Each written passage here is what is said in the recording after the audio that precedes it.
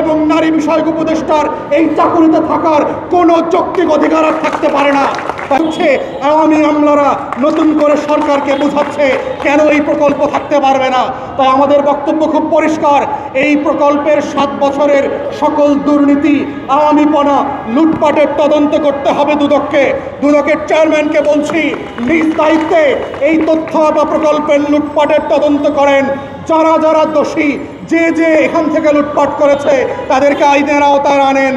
বড় রাঘব বোয়ালদেরকে ছেড়ে দিয়ে চুনুপুটিদেরকে নামে বিচারের নাটক করবেন, সেইটা গণ অভ্যুত্থান পরবর্তী নতুন বাংলাদেশে আমরা চলতে দেব না।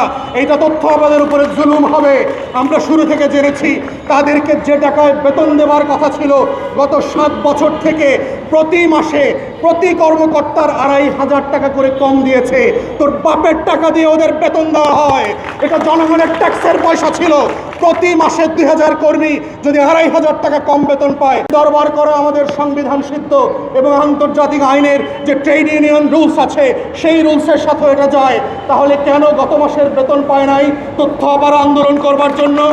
তাহলে গত 16 বছর ধরে আরও যারা যারা আন্দোলন করেছে তাদের কয়জনের বেতন কেটেছেন? রাতের ভোট করে দেওয়ার জন্য কোন কোন ডিসিএসপির চাকরি গেছে, কার কার বেতন কাটা গেছে? 24-এর ডামি নির্বাচন করে দেওয়ার জন্য সামরিক বেসামরিক কোন কোন কর্মকর্তার বেতন কাটা হয়েছে?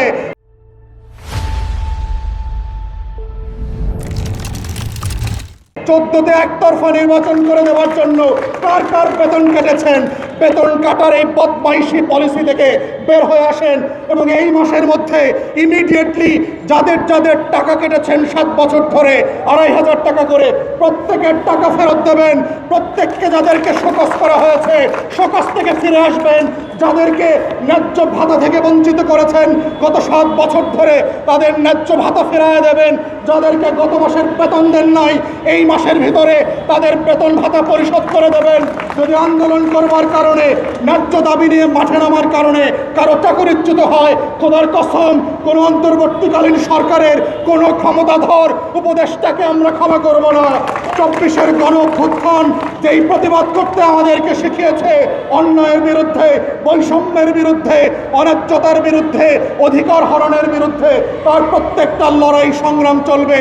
এবং একইভাবে আমরা বলছি, আজকে এই মুহূর্তে ক্যাবিনেট মিটিং চলছে, প্রধান উপদেষ্টাকে বলছি যেই যেই উপদেষ্টারা মিসলিড হয়েছেন, অন্যায্যভাবে এই প্রকল্পগুলোর দায়িত্ব পালন করছেন না, তাদেরকে ডিসমিস করেন।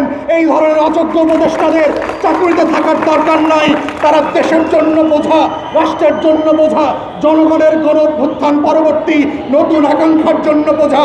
এবং এই কারণেই মহিলা এবং নারী বিষয়ক উপদেষ্টার এই চাকরিতে থাকার কোনো যৌক্তিক অধিকার আর থাকতে পারে না। এবং নারী বিষয়ক উপদেষ্টার এই চাকরিতে থাকার কোনো যৌক্তিক অধিকার আর থাকতে পারে না।